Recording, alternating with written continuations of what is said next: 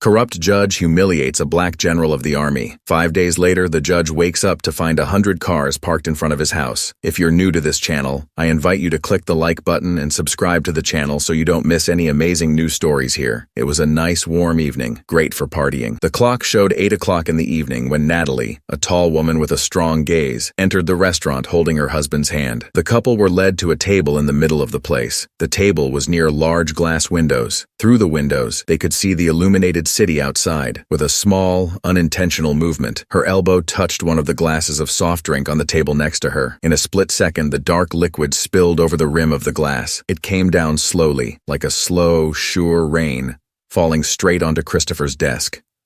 Christopher was the judge who was there with his wife Perla and their young daughter Emily. The sound of the falling glass echoed in the din of the restaurant.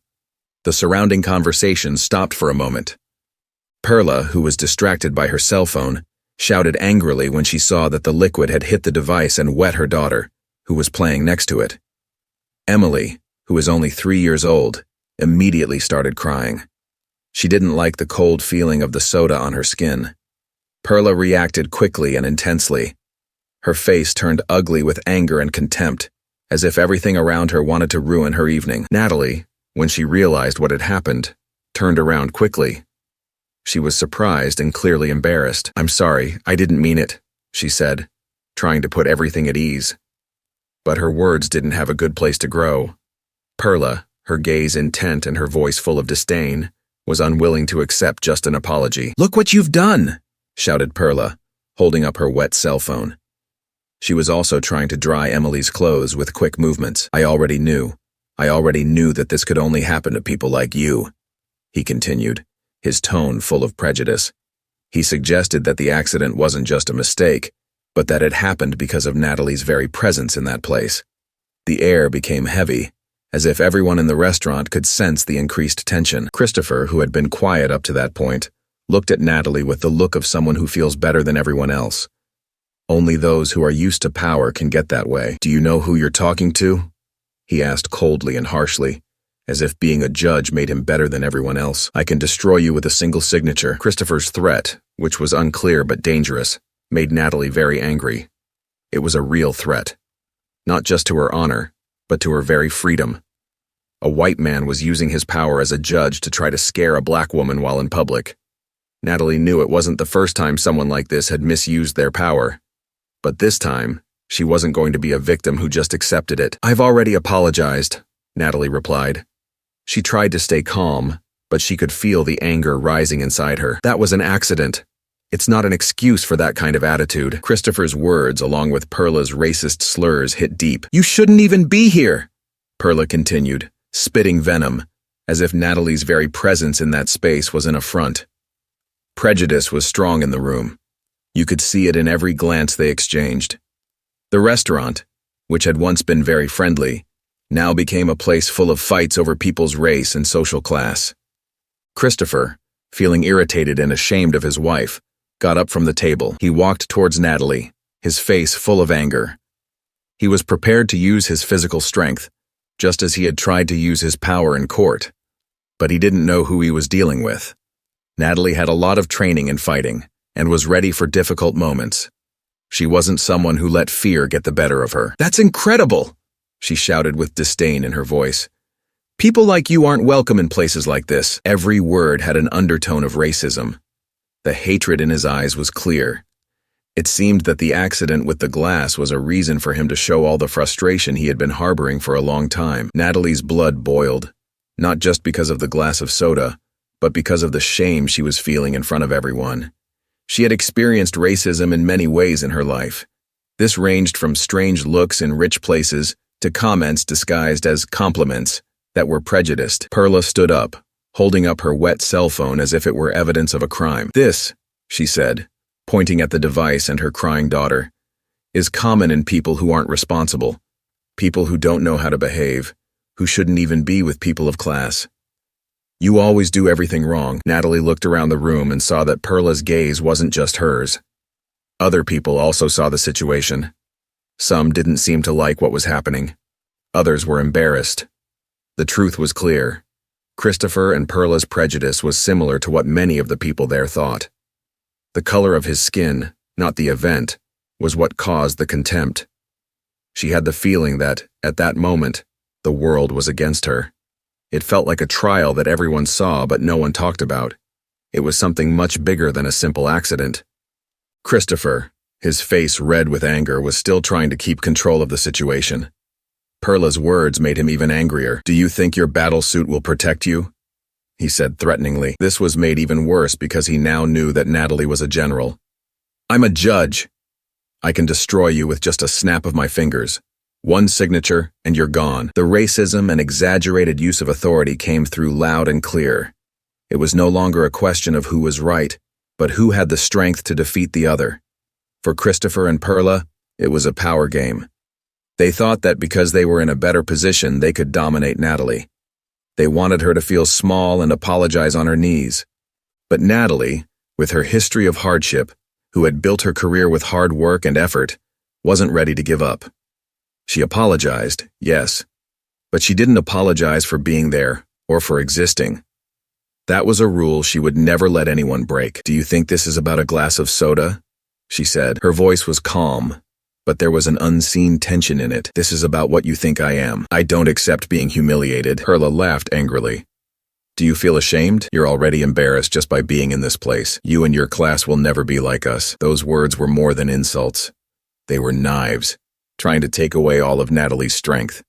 The prejudice was so strong that Perla and Christopher didn't even realize how much they were hurting. Christopher's wife, thinking she was better than the others, continued to talk badly about Natalie. With every word, it seemed that she wanted to show that Natalie was inferior to her, as if that were normal. Christopher crossed his arms and nodded in agreement. He seemed to think that it was all very clear. He seemed to think that Natalie was there just to be dominated by people like him. The judge moved forward, still recovering from his surprise, and moved towards Natalie. "I'm in charge here. You, with all that attitude, are nothing more than a—" However, he didn't finish the sentence. Natalie raised her hand quietly but firmly. She stopped what she was saying. She would not be punished for their racism, for the lack of love in their hearts. "You may be the rule," she said, looking into Christopher and Perla's eyes. "But I am the truth. You won't make me afraid." The atmosphere in the air was very heavy. The people in the restaurant looked on in silence. They saw a fight that was much more than an accident. It was a fight of forces, the force of justice that was spoiled by Christopher's arrogance, and the force of dignity that would not be defeated by Natalie, a black woman who, at that moment, decided that she would no longer accept being treated with prejudice without defending herself. Christopher, with his wounded pride, couldn't stand it. He clenched his fists and took a step forward. He wanted to attack Natalie. His anger was making him unable to see things, and he was close to making a move that would change everything. He wanted to attack the woman who had the courage to challenge his power. She would not submit to his threat.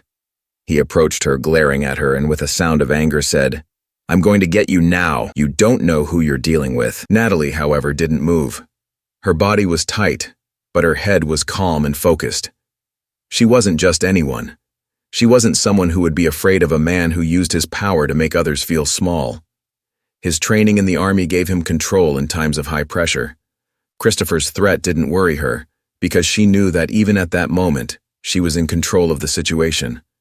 When Christopher went for it, trying to use his strength to solve the problem, Natalie, with a swift and sure move, sidestepped him and made him unbalanced for a moment. In a few seconds, everything changed. Natalie, in a safe and thoughtful way, took out her gun, an army pistol, and pointed it at Christopher. Everyone in the restaurant stopped to take a deep breath. Time seemed to have stopped. The sound of sirens, which had once been close by, now sounded far away. It was lower because of the gravity of what was happening. Natalie, gun in hand, took a good look at Christopher. He stopped where he was, his face white and unable to speak. The change in his expression was clear. The man who, a short time ago, had wanted to attack her, was now standing still, full of fear and surprise. Perla, who until that moment had shown an arrogant and disdainful manner, was also surprised. Her eyes opened wide. She held Emily tighter. It seemed as if she wanted to protect the girl from what was happening. The woman Perla disliked was now in complete control of the situation. That was something Perla never thought she would see. It was at that moment that Natalie, her voice calm and strong, spoke, breaking the heavy silence. "You're under arrest, Christopher," she said with a clarity that seemed to cut through the air. For trying to hurt an army general, it was easy to see the surprise on Christopher's face. He stood still, as if trying to understand what he had just heard. The word general kept popping into his head. Why hadn't he seen it before? How could he have made such an exaggerated threat against someone who had so much power? Natalie continued to stare at him without hesitation. Her body was still stiff, but her eyes showed a strong will. There was no room for questions or insecurity. She understood that she was with a person who was misusing his power. This person was hiding behind justice to hide his racism and arrogance.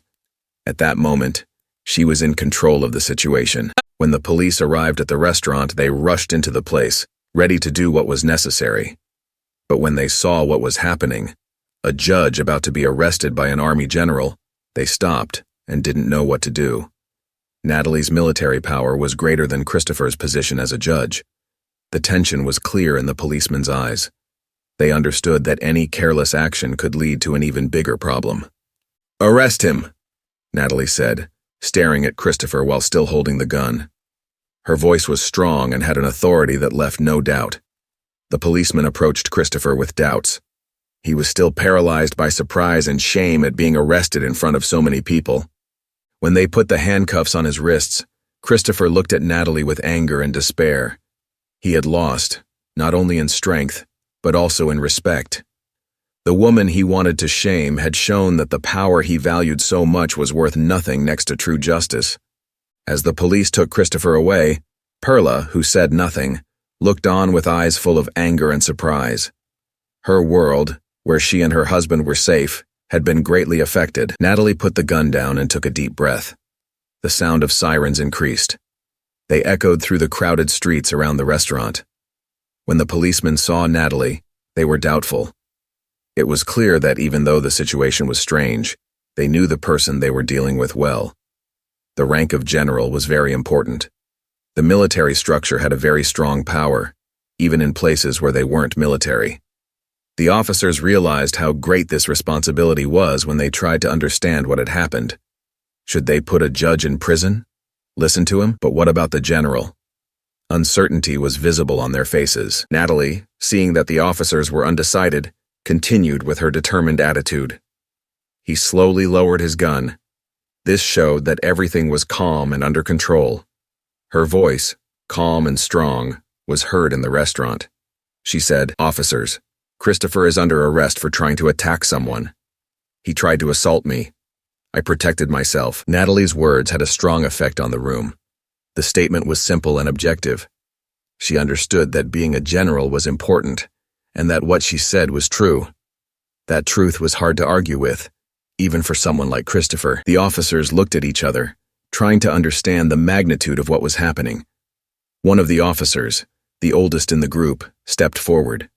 His face was tense.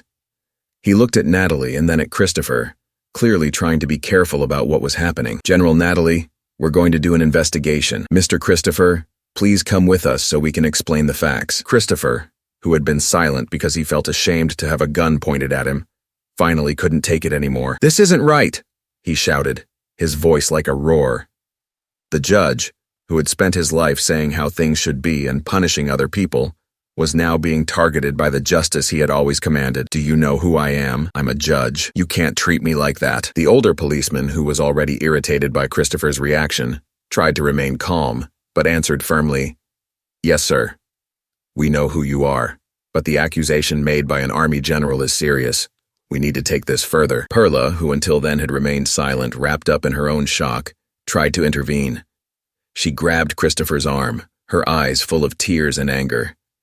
"You're doing the wrong thing," she shouted, full of despair. "My husband works as a judge. He'll finish you all off." But her voice sounded more like a plea than a threat. The policemen, oblivious to what Perla said, continued to do their job. Natalie was by their side and saw every detail. For her, that moment was a mixture of victory that didn't bring joy and anxiety. She understood that even though Christopher was in control at the moment, he still had power and influence. He wasn't going to keep quiet, even in prison. But at that moment, justice, at least for a few minutes, was happening. When the handcuffs were placed on Christopher's arms, he tried to break free by pulling on his arms. The feeling of being treated like a thug, of being on the side of the handcuffs, was something he never thought he'd experience. For a person who is used to using his power to dominate and deceive others, that moment was a blow to his pride that he would never forget. The restaurant, which had previously been filled with low conversations and whispers, was now completely silent as the scene unfolded. No one had the courage to interfere. Natalie, who was still standing, watched as the policeman led Christopher out. He maintained a proud posture, even though he didn't know what was going to happen next. As Christopher was led to the car, his face showed repressed hatred and revenge. He took one last look at Natalie, his eyes full of anger. "It won't stay that way," he muttered through clenched teeth. "I'm going to eliminate you." Natalie didn't reply. It was no longer time for words. The next decision would take place in another field, the judicial system, where Christopher thought he had the upper hand. Natalie knew the battle wasn't over yet. She didn't believe that everything would be resolved with that arrest. Christopher, at the police station, was no ordinary man. His influence in court went beyond the cases he tried. He had strong ties with influential people, judges, lawyers, and businessmen. People who were grateful to him, who feared him, and who saw him as a symbol of justice. Even handcuffed and humiliated, he knew he still had options. After his arrest, Christopher acted quickly. From his cell, he made calls and activated contacts. There was a call to Joseph, a close friend and college classmate, now the judge in Natalie's trial. The call was short, but full of innuendo, bitter smiles and promises. Joseph owed Christopher his career, as well as favors.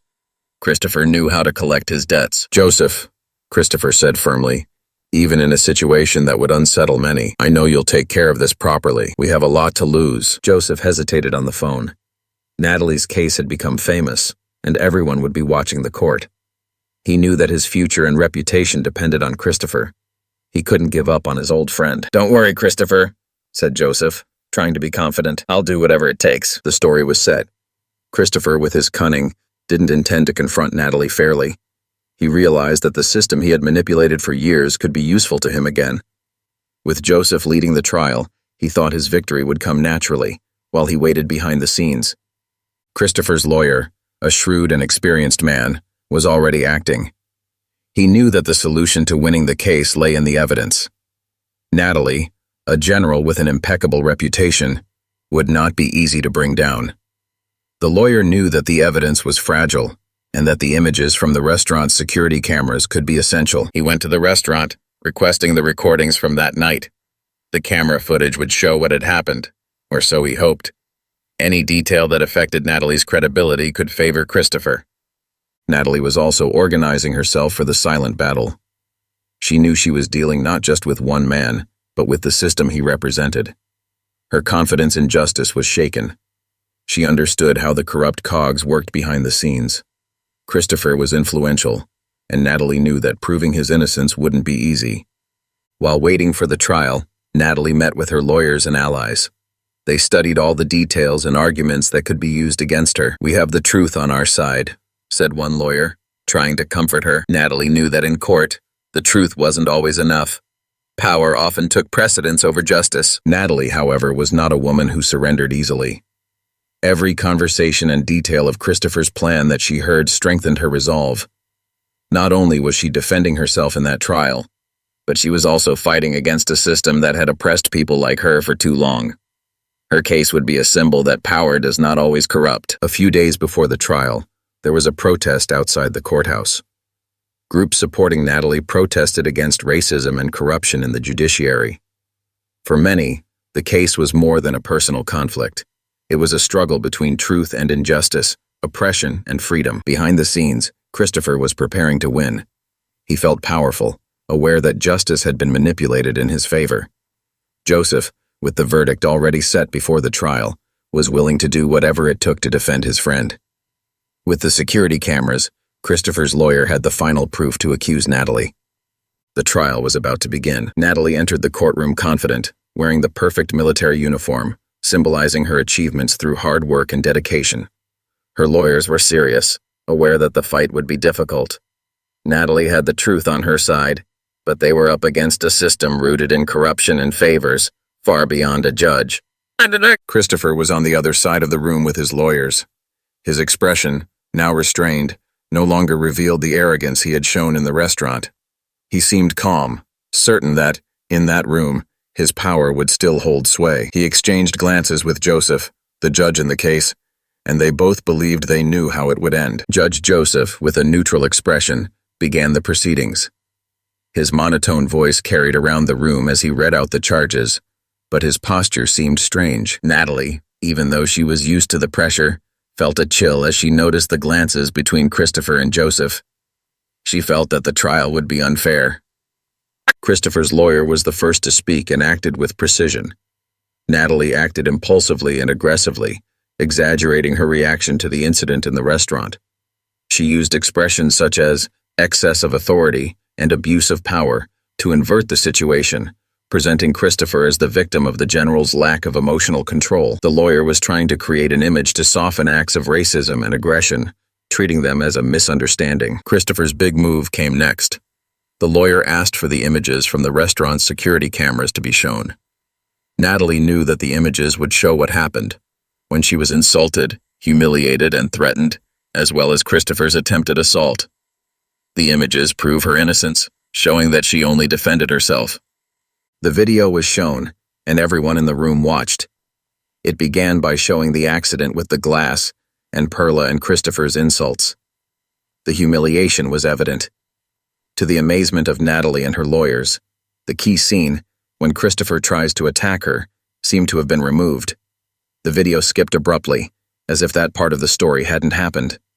Natalie's lawyers protested, asking for explanations about the editing of the video, but Joseph, with a cold stare, rejected them. Evidence has been presented, and the video is complete, he said, without blinking. Natalie felt her heart grow heavy. It was an underhanded maneuver, an obvious manipulation of the evidence.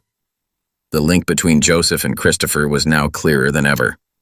The system was harming her, like a corrupt machine that destroyed everything around it. When Natalie spoke, she stood up firmly. Her voice, calm and controlled, resonated in the courtroom. I have been offended, disrespected, and assaulted. Christopher tried to assault me, and I only defended myself. What we have seen here today is a manipulated version of the facts. But even as she spoke, she knew that her words were falling on deaf ears. Joseph wasn't interested in the truth. The trial had already been decided long before it began. After a brief deliberation, which seemed like a meaningless formality, Joseph returned to the room. Silence reigned, everyone waiting for the verdict, which for some was already certain. He stared at Christopher, then at Natalie, and finally spoke in a cold, emotionless voice. After analyzing the evidence and testimony, the court decides that Natalie will be sentenced to 1 year in prison for abuse of authority and the loss of her position as general. The words struck Natalie like a fatal blow. She stood still, her face expressionless, trying to understand what she had just heard. The injustice she had feared had been brutally realized. Christopher remained silent, but his eyes shone with victory. He had succeeded. The manipulation and favors had been beneficial to him. He stood up slowly, looking triumphantly at Natalie. The trial was over, and he had once again used the corrupt system to get away with it. Natalie left the courtroom feeling an unfair defeat. It wasn't just the loss of the case, but confirmation of the corruption of the system. She believed in justice, but justice didn't believe in her. The courtroom, which was supposed to be a space of truth, had become a scene of betrayal and unequal power. As Natalie walked out the door, she knew she couldn't ignore it. Racism, corruption, and the abuse of power were now more evident than ever. Even though she was condemned, she felt a new strength rising in her chest. The battle was lost, but the war wasn't over yet. Natalie's cell was small, cold, with damp walls and a musty smell. The silence inside was intense, broken only by the distant echoes of the prisoners and the sound of the doors closing. With every noise, her anger grew. What bothered her was not the prison, but the humiliation of being there for a crime she didn't commit, while Christopher and Joseph were free, laughing at her achievement. On one of those sleepless nights, Natalie began to come up with a plan. She knew she couldn't trust the judiciary to resolve what was wrong. Justice was so rigged that it was impossible for a woman like her to win a fair victory. If the system didn't protect her, she would take control of the situation. Natalie, a trained general, had contacts in the army, loyal people who respected her and knew her essence. She knew it would be difficult, but with the right help, she could escape and seek the revenge she wanted. She would act with reason and not on impulse. Her plan would be meticulous and executed with military efficiency. Natalie asked for help from Lieutenant Almeida, a trusted friend who had fought alongside her on several missions.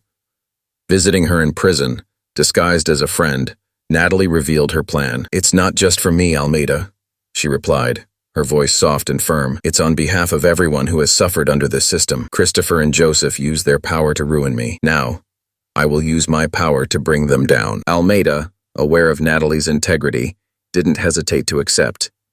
He knew that what had happened to her was unfair, and he was willing to risk everything to help her put it right. They began to draw up a plan to escape. It was a difficult mission, but feasible.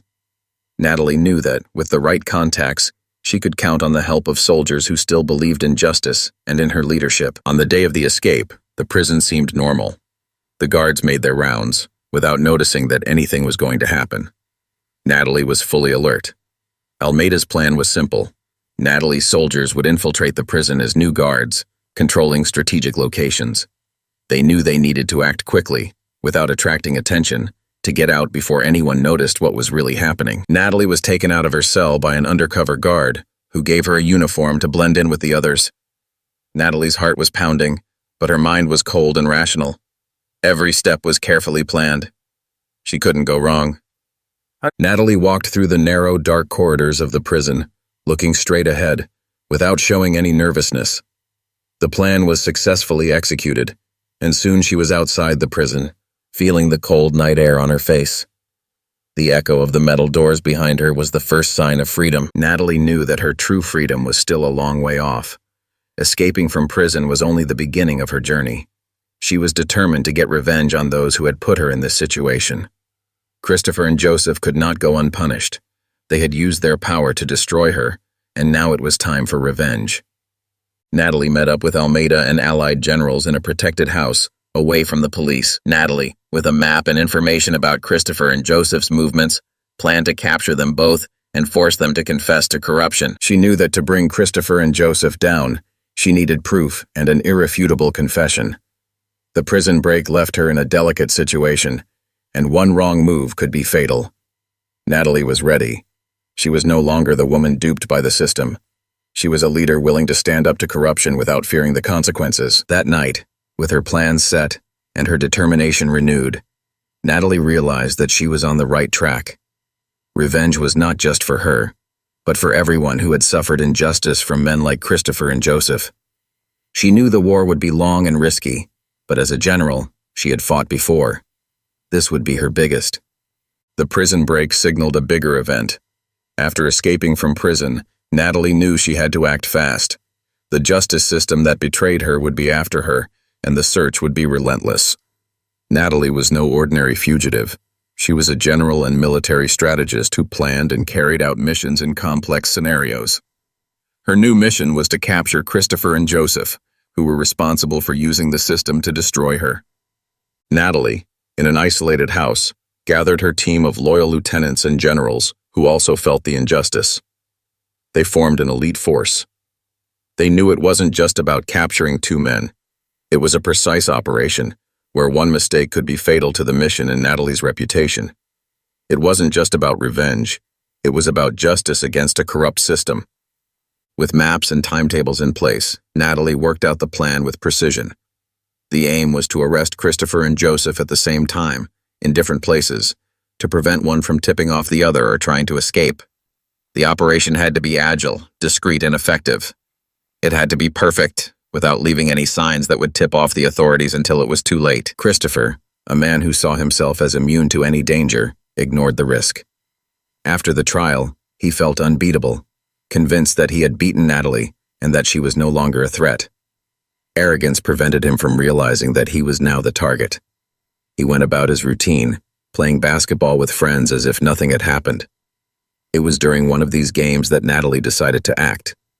That afternoon, the sun was shining on the basketball court where Christopher and his friends were having fun and competing. The street was quiet, with no sign of anything happening. Hidden in strategic places, Natalie's soldiers were ready. Natalie was waiting from afar for the ideal moment to act, with the timing precisely calculated. When Christopher went to the side of the court to rest and drink water, Natalie's men attacked. The movement was agile, almost invisible. Christopher was surprised to feel a strong hand on his shoulder.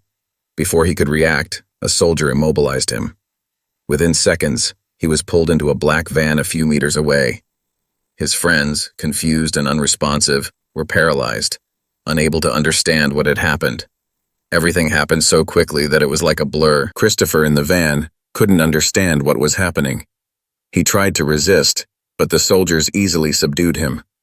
His mind was confused and frightened. It wasn't possible. He, a judge, untouchable, was now in the hands of people who showed no hesitation. The silence inside the vehicle was oppressive, and the only sound he could hear was his own thoughts, which were beginning to fill with a growing dread. And above all, he knew. He knew who was behind it. Natalie, he muttered to himself, anger and fear mixed in his voice. While Christopher was being taken away, another team of soldiers headed for Joseph's house. The judge, like Christopher, had not expected any threat. It was an ordinary day, a moment of relaxation by the pool at his home. He leaned on a sun lounger, enjoying the warmth and the sound of the water.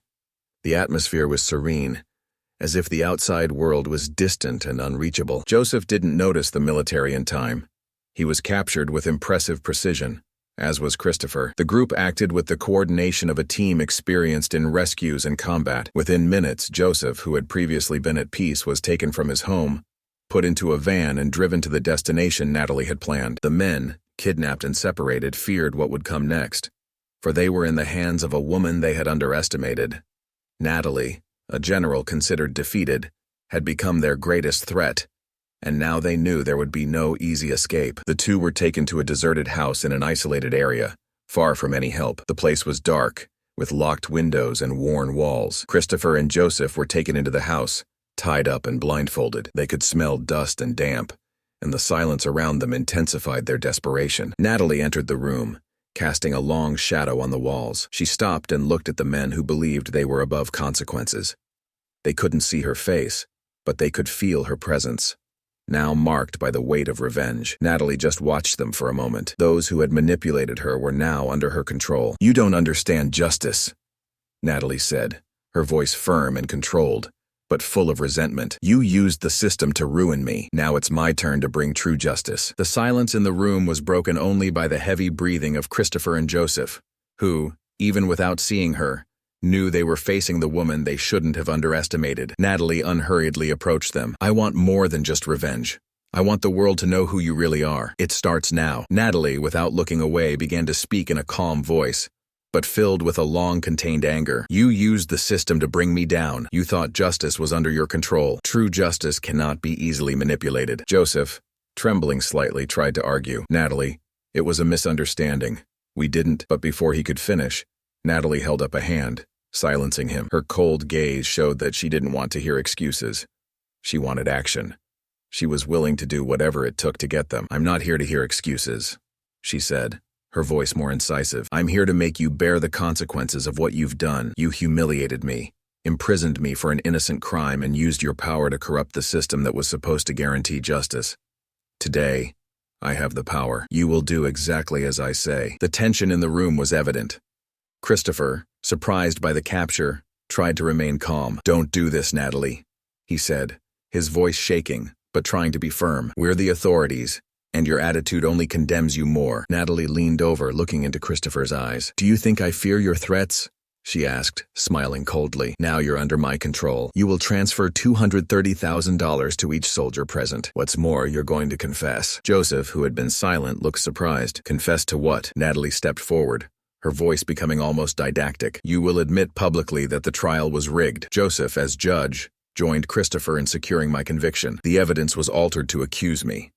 His voice was firm, as if he knew the answer he would get. "You will tell the world that you are corrupt. They will declare that I, Natalie, am innocent." Christopher laughed nervously with disbelief and fear. "You're crazy. If you think we're going to admit that, you're wrong. No one will believe you." Natalie smiled serenely. "Do you think you have a choice?" She observed the soldiers in the room before addressing the two of them. "I don't need you to confess willingly. I need you to confess because you don't have a choice.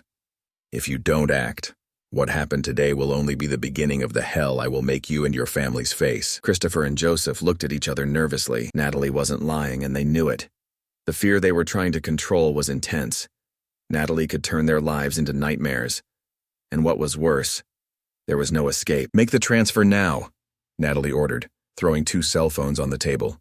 "Then you'll record a confession. That's the only way you'll leave this room alive." The panic and reluctance on Christopher and Joseph's faces were clear. There was no alternative. Natalie had surrounded them in every way. After hesitating for a few seconds, Christopher nervously picked up his cell phone and entered the numbers. Joseph did the same, with trembling hands. After the transfers, Natalie issued another command. A soldier brought out a camera with the red light on, indicating recording. "Now confess," she said, her voice firm. The silence was tense. Christopher began to speak in a hesitant voice. "I, Christopher, confess that I influenced Natalie's trial. The evidence was altered, resulting in an injustice." Joseph, crestfallen, repeated what Christopher had said. The words were spoken with difficulty. Natalie watched, aware that this was only the beginning of the reparation she wanted. Natalie turned off the camera as she finished speaking. The two men, tired and ashamed, waited for the next order. "You'll get out alive, but if you don't deliver, I'll be back. Next time, it won't just be a warning." The days following the confrontation in the empty house were tense for Natalie and her freed prisoners, Christopher and Joseph. After confessing to their crimes and transferring the money, the two left the house shaken and humiliated, aware that they had been confronted in an unexpected way. Christopher was overcome with hatred. The feeling of having been dominated and dishonored by Natalie, whom he had underestimated, consumed him. An influential judge who controlled the system was now trapped by his own arrogance. Christopher always had a plan.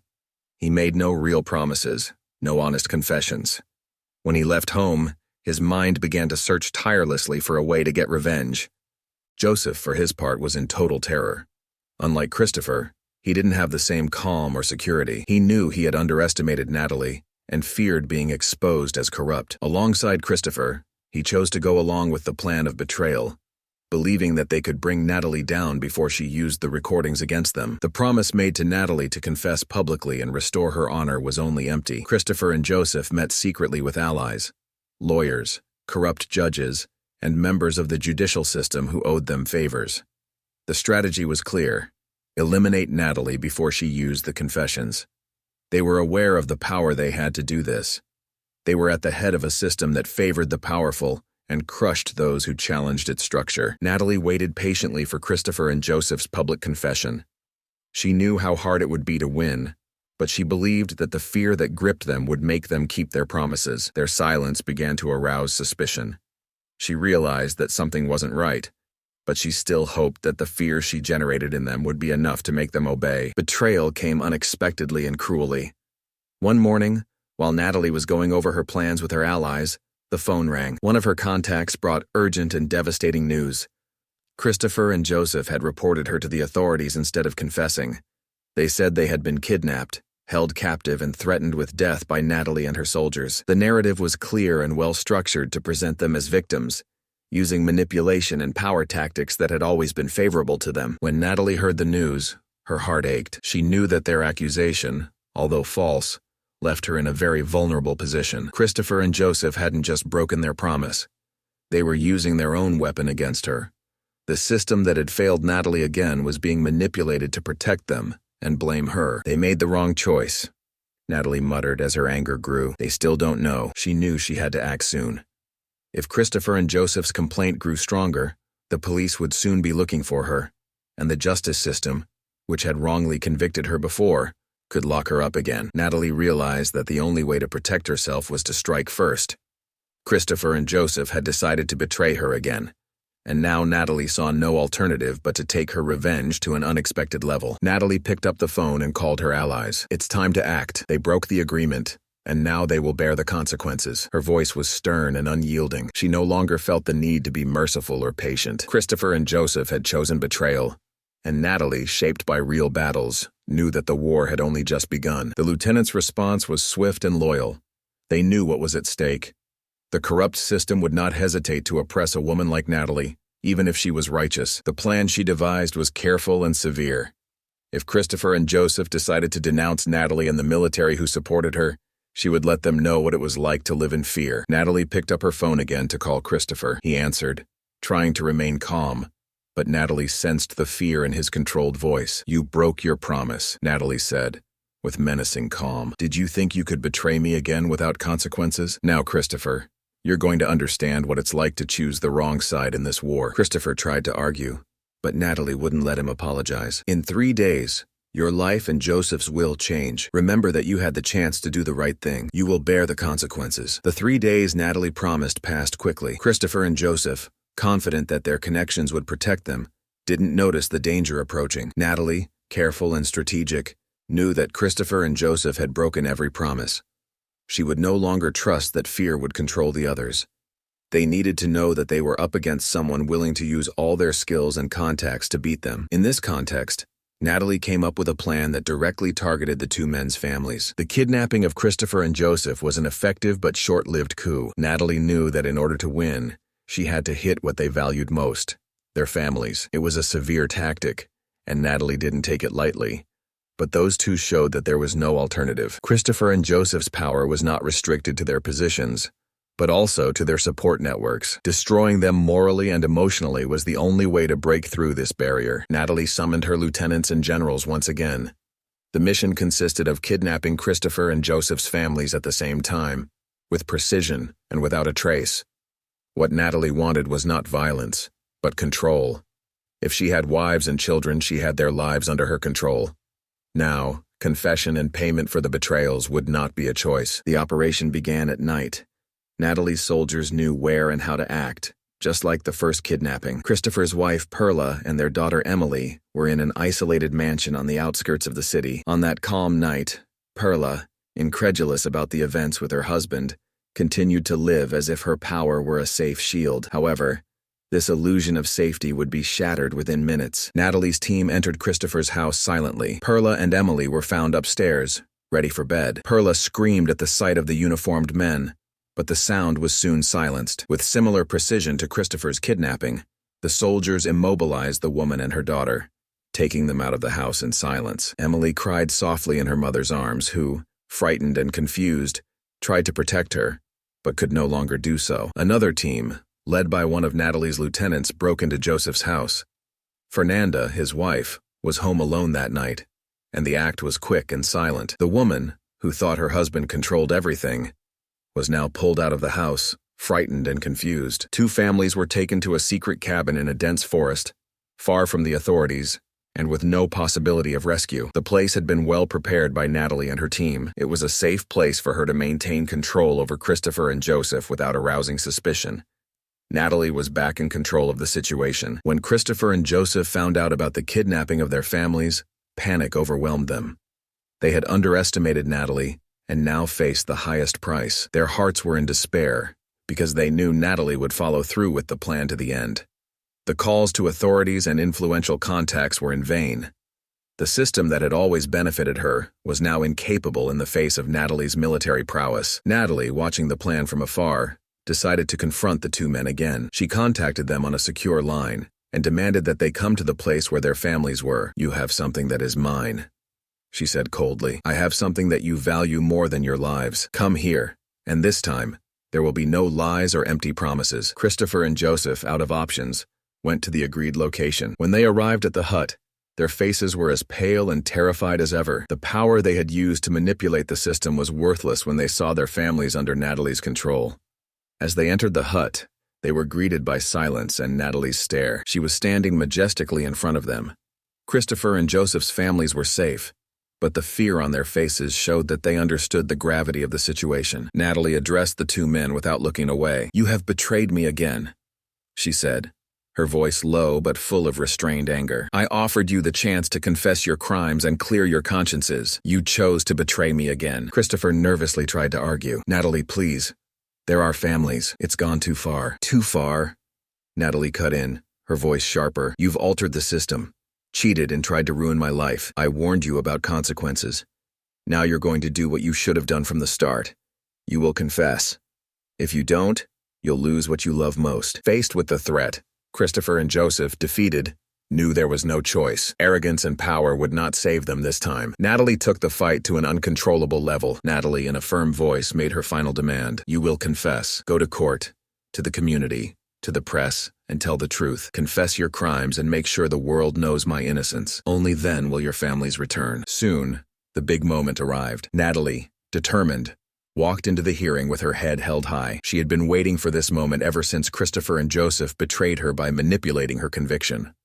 Her confident attitude and focused gaze showed that, despite the difficulties, she was ready to claim her innocence. Her every step resonated in the courtroom, representing her struggle against the forces that threatened her.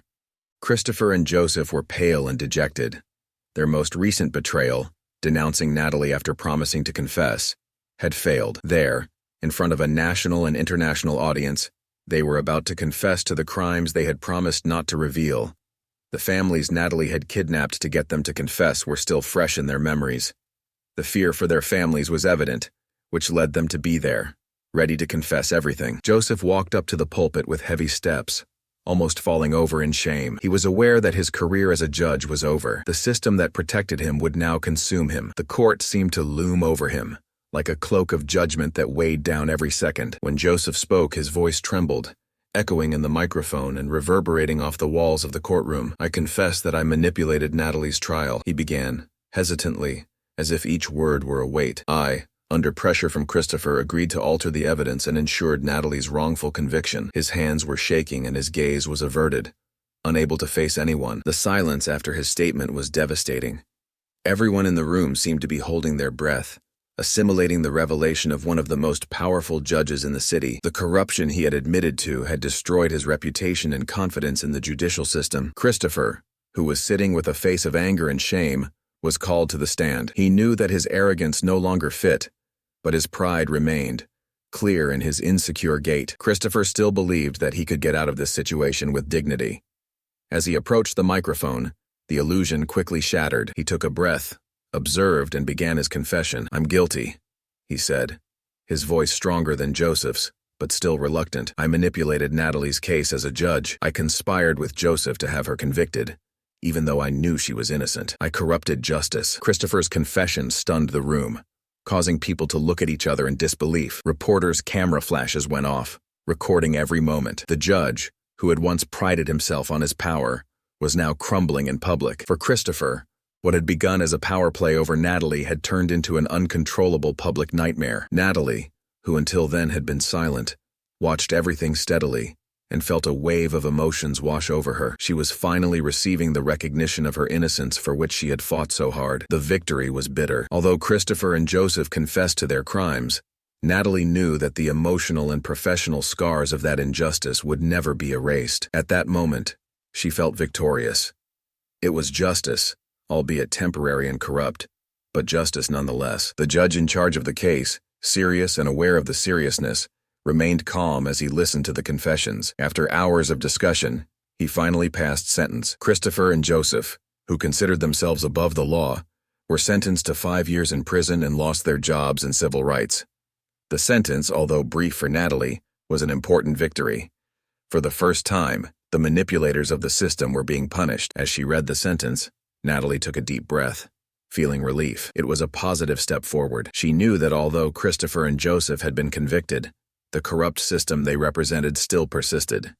In court, with the confessions recorded and justice moving forward, Natalie regained her dignity. After the session ended, Natalie stood up calmly and left the court with the same determination as when she entered. The media soon surrounded her, with reporters asking questions, but she calmly passed by without answering. Her mission was accomplished at that moment. She had fought the system, faced her greatest enemies, and against all odds, emerged victorious. Natalie knew that this victory was short-lived. The cycle of corruption and power had not yet been completely broken, and she had to keep fighting for justice to become an ongoing practice. Christopher and Joseph had fallen, but their protective forces were still waiting. The prison, with its high walls and old bars, was no stranger to Natalie. As a general, she had been to places like this on several missions, but had never felt the way she did now. It was a symbol of her fight against corruption, prejudice, and injustice that had almost ruined her life. Not just an arrest.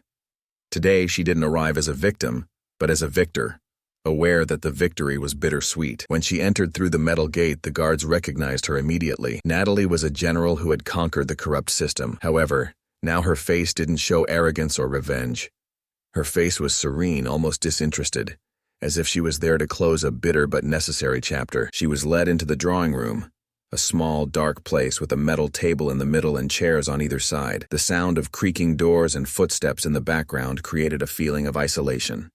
Natalie sat with her hands on the table, waiting for the moment she had been waiting for. When the doors opened, Christopher and Joseph entered the room, handcuffed and clearly dejected. The haughtiness that had once marked their expressions was gone. Their clothes, now an orange prison uniform, showed the new reality they were experiencing.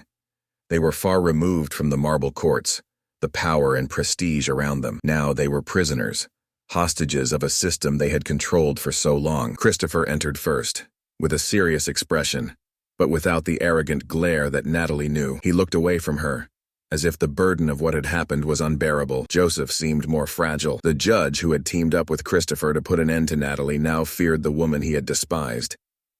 When they sat down in front of him, the silence was intense.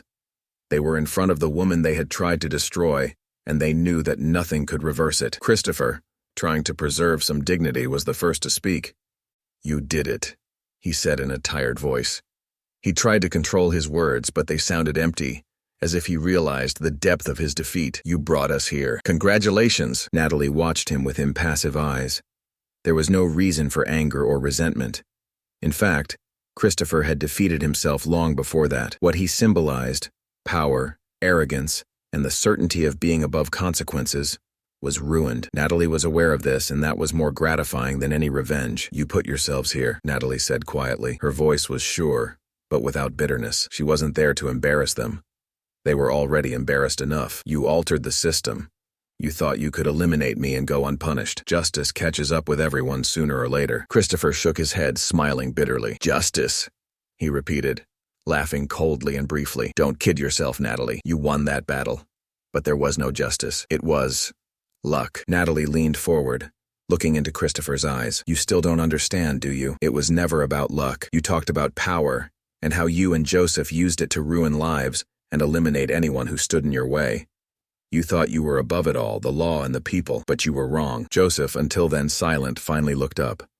His eyes were red, as if he had spent sleepless nights tormented by guilt and fear. "Natalie," he began, his voice low, "I'm sorry. I know it doesn't change anything, but I made a mistake. I'm not the same as Christopher. I got carried away and it ruined my life. It ruined everything." Natalie looked at him briefly, feeling compassion. Joseph was weak, but he seemed to understand the consequences of his actions. He wasn't responsible for her downfall, but he was complicit, and therefore suffered the consequences. She recognized that his apology wouldn't change what he had done, but it represented an admission of guilt that, in a way, brought her a brief peace. "I know you're sad," said Natalie. "What you did took away my freedom, my career, and almost my life. Now you bear the consequences of your decisions.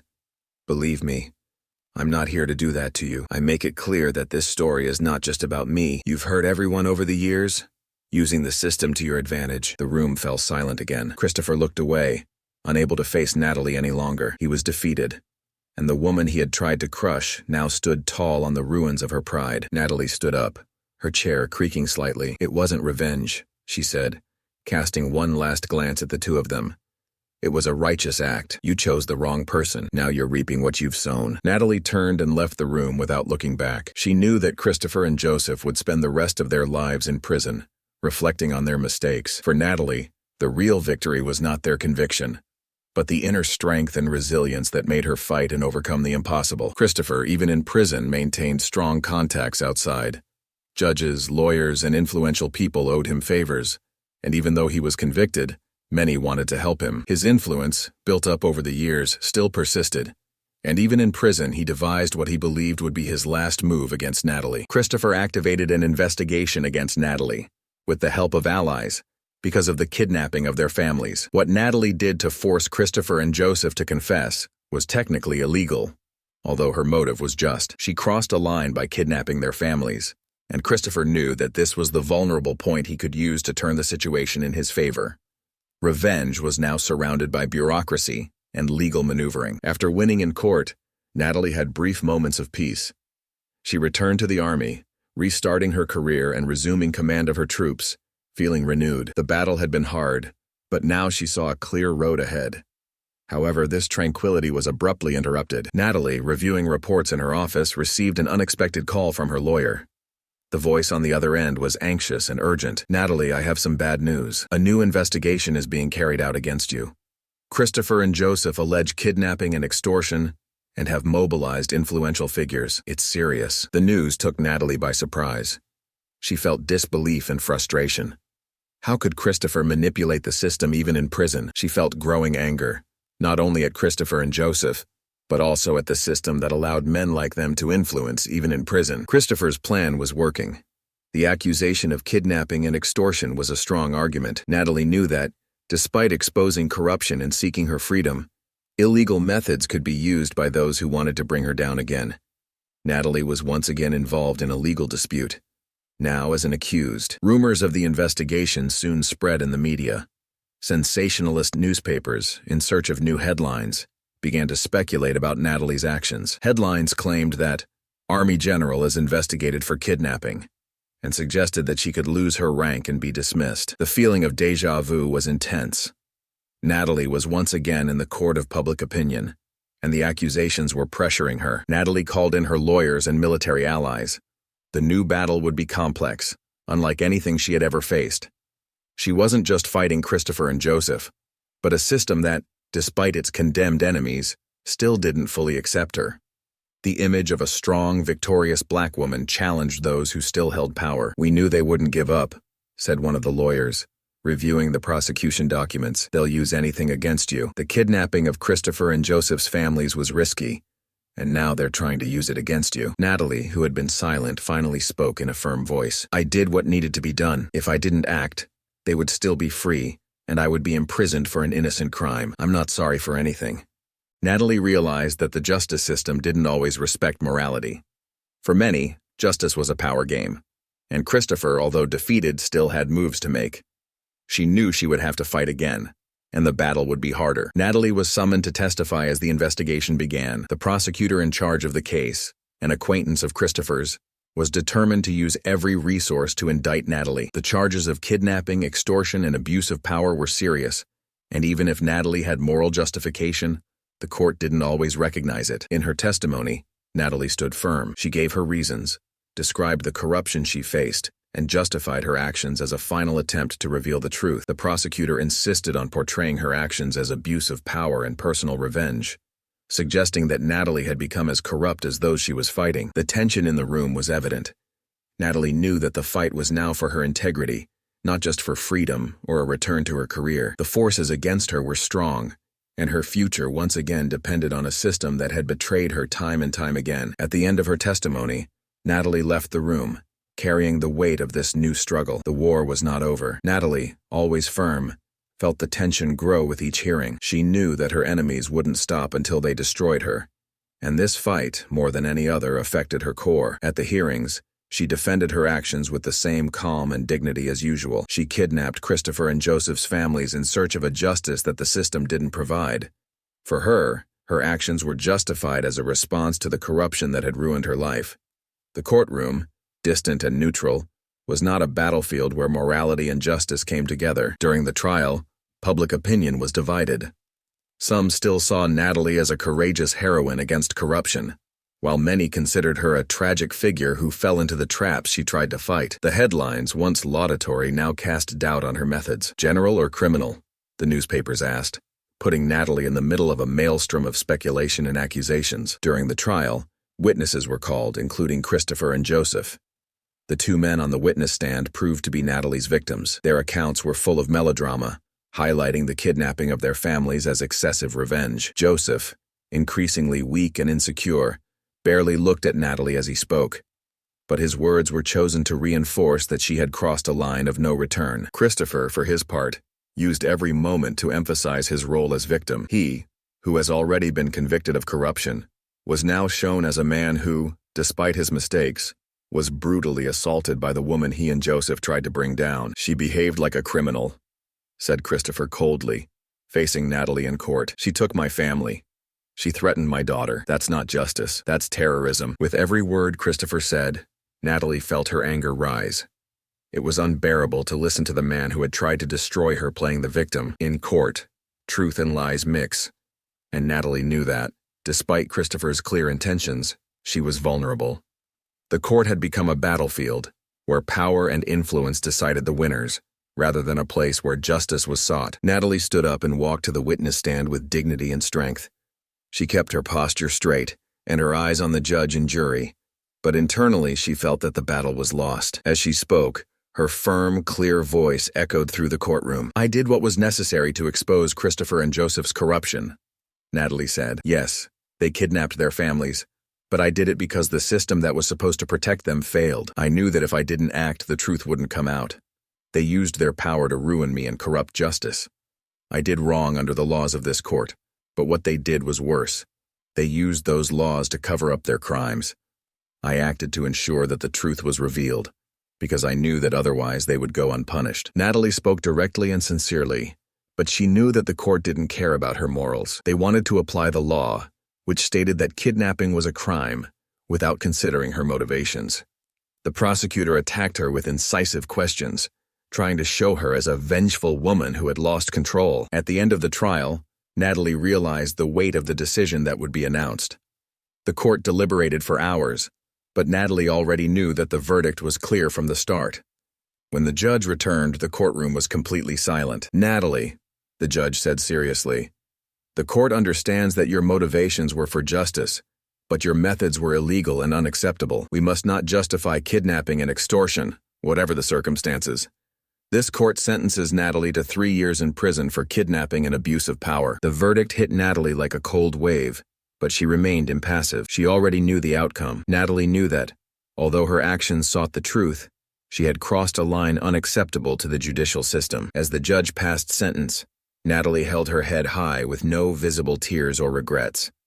She fought for justice, but the system condemned her again. The guards approached to arrest her. As she was led from the courtroom, flashes from reporters' cameras illuminated the moment. General Natalie, arrested again.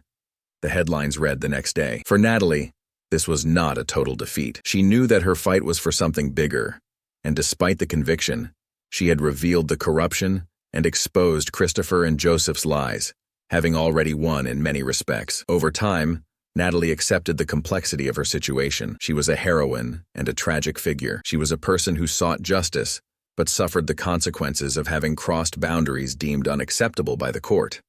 The distinction between right and wrong wasn't so obvious when she was leading the soldiers in the field. Now, everything was shrouded in a fog of morality and legality.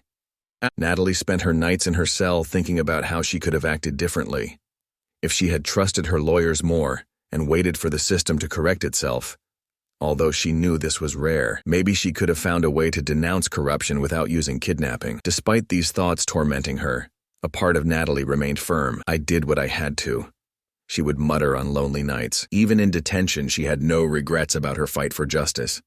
She knew that, even with 3 years in prison, Christopher and Joseph were exposed. The world knew who they were, which was a victory. Natalie's emotional and professional scars were deep, but they showed her struggle. She would never be the same after prison, but neither would she be totally defeated. On rare visits, friends and former colleagues consoled her, reminding her of her role as a symbol of strength. You're more than this jail, Natalie, some said. Your act was necessary. She listened to these words with relief and pain, aware that even if they were true, they didn't eliminate the internal challenges she still faced. Over time, Natalie achieved a certain peace. One of Natalie's main supporters was Lieutenant Almeida, a longtime friend and confidant on various missions. Almeida, still in the army and respected by his colleagues, never doubted the justice of Natalie's cause.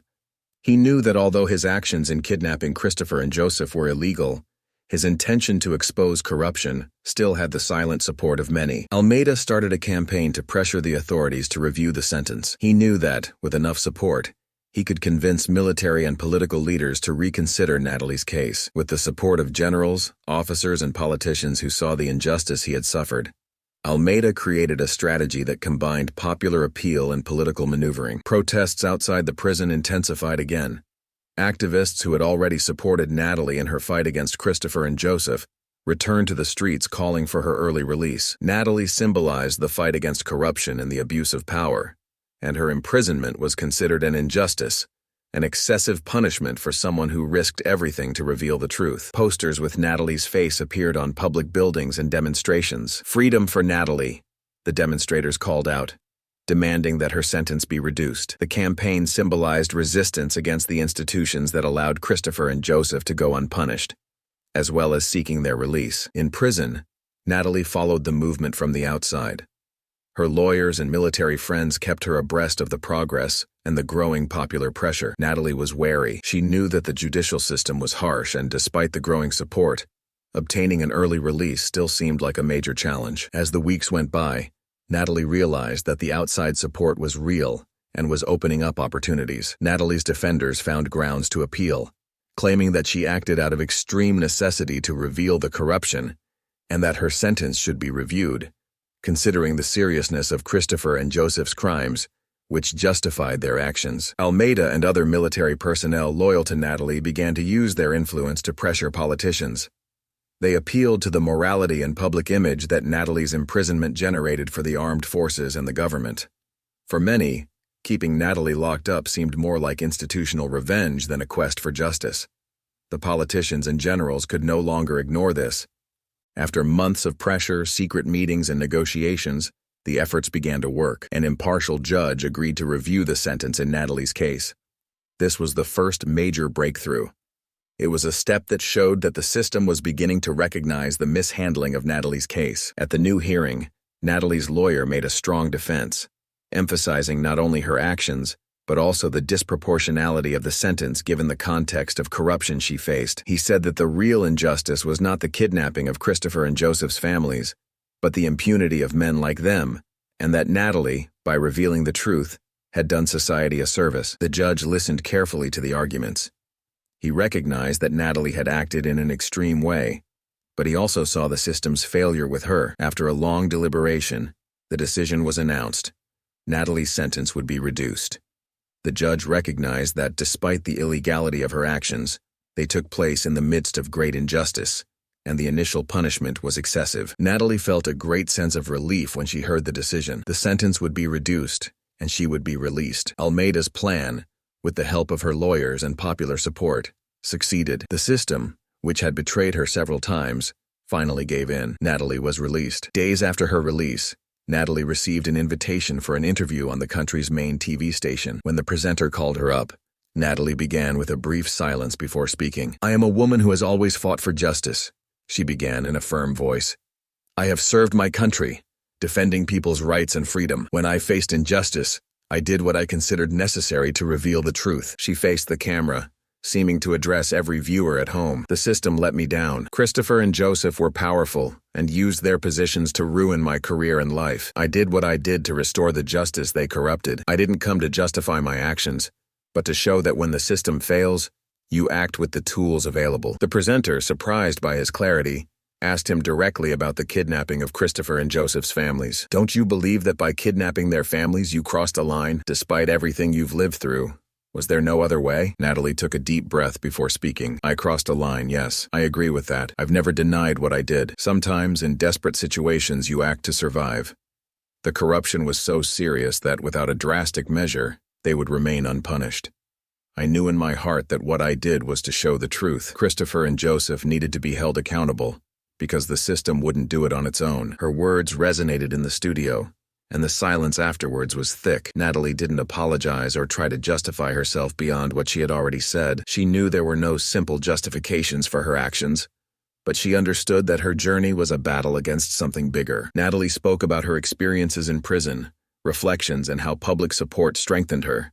She commented on those who still believe in her, the protesters who called for her freedom, and the allies who fought for her early release. "I'm not a hero," she said, listening to the presenter suggest that many saw her that way. "I'm a woman who did what she thought was right. I made mistakes, but I never stopped seeking justice. The real heroine fights for those who face a system that ignores them. I was lucky to have people with me, But not everyone is that lucky. The interview reached millions of homes, generating immediate reactions. Many were impressed by Natalie's honesty and calmness, as she took responsibility without victimizing herself. Some still had reservations, but they couldn't deny that she had faced great adversity with strength. At the end of the interview, Natalie left the studio with relief and anticipation. She understood that she had made progress in managing her own story. Redemption was an ongoing process, and she was willing to follow this path for herself and for those who saw her as a symbol of struggle. Years after her release, the world around her seemed to move forward. Natalie, who was highly respected,